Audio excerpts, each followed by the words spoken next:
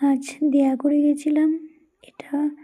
এখানে আগে আর কি আমাদের বাড়ি ছিল, সবাই একসাথে মিলে থাকতাম। এখন শুধু ছোট কাকাই থাকে এখানে। এখন অজয় নদীর পাড়ে বাঁধের ধারেই এই বাড়ি। আগে অনেক গাছ ছিল, বড় বড় আম গাছ, কুল গাছ। এখন দু একটা রয়েছে, আর সব কাটা হয়ে গেছে। এদিকে পুকুর আছে বাঁধের ধারে।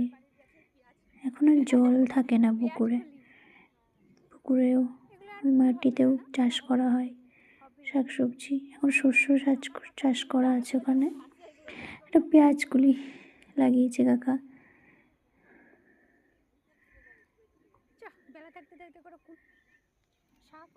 আলু গাছ, আলু চাষ করেছে। আলু তোলার সময় হয়ে গেছে, সপ্তাহখানেকের মধ্যেই তুলে দেবে আলুগুলো।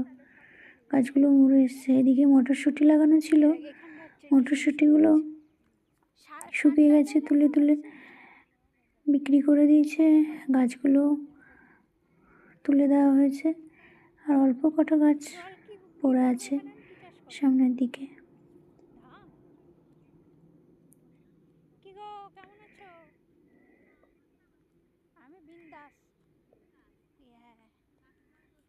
এটা একটা গ্রামের ঠাকুমা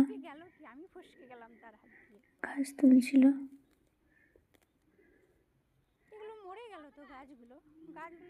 এখানে কটা মটরশুঁটি গাছ এখনো আছে, মটরশুঁটিও আছে। এগুলো একদিন তুললে বিক্রি করে দেবে হয়তো।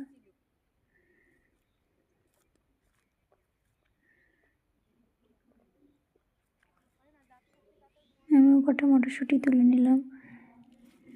মটরশুঁটিগুলো বেশ মিষ্টি ছিল, খেতে ভালো ছিল।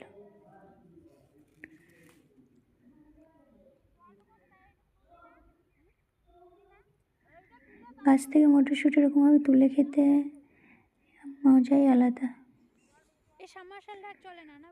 ওটা হচ্ছে সাবমার্শাল। ছোটবেলায় কত স্নান করেছি সাবমার্শালের জলে। এখন আর চলে না সাবমার্শালটা। এখানে পটল চাষ করেছে।